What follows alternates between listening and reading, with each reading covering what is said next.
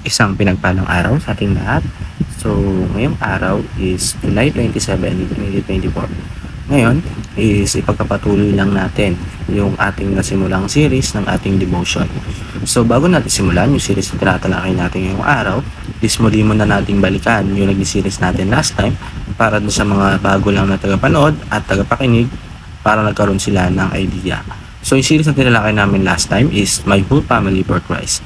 So, we need to encourage or hikayatin natin yung mga pamilya natin na maniwala at sumamba sa Panginoon.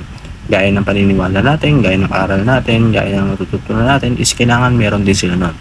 So, kailangan hikayatin natin yung pamilya natin dahil soon is darating yung Panginoon para doon sa second coming niya para kilalanin or kunin o yung mga tao na naniwala sa kanya para doon sa isang buhay na walang hanggan.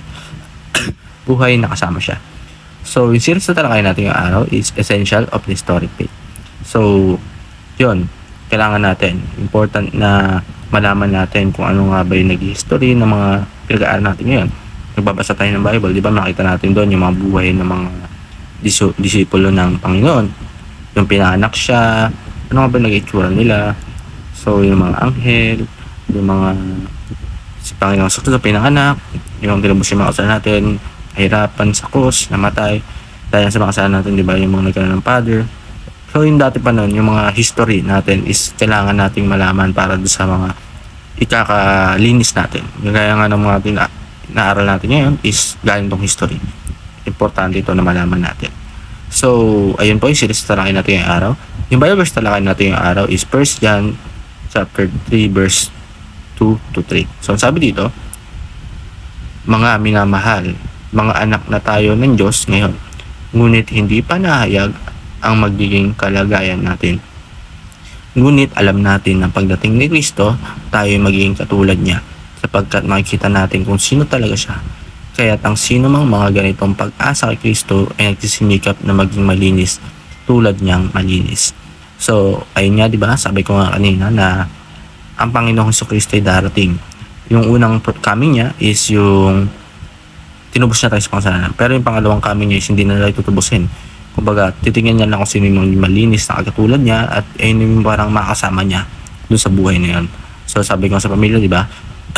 Kailangan malaman din ng pamilya natin kung ano yung nalalaman natin ngayon at ano nga ba yung kalagayan ng relasyon natin sa Panginoon ngayon para masama sila. So, para makuha natin talakayan, tayo dumako sa unang nating katuruan. So, the doctrine of the second coming of the Christ. So, sabi dito, sa una, Jesus became like us in first coming so that we can become like Him at the second coming. So, ang Panginoong Kristo, di ba, nung dumating siya in first coming niya is nagkatawang tao siya.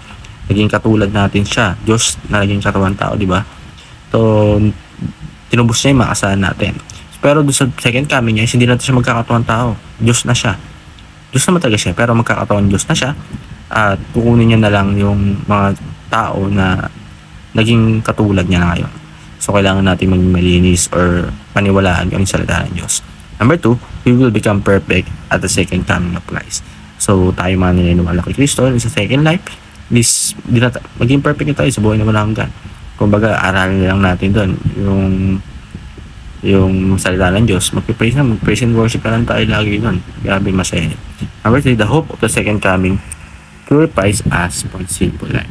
So, linisin tayo. Kumbaga, alisin yung mga kasalanan natin eh. Parang kasiyahan na lang, nakagalakan na lang sa Panginoon yung maranasan natin. So, ilan pa para sa araw na ito na may natutunan tayo sa pakinig at panood. God bless, Lord.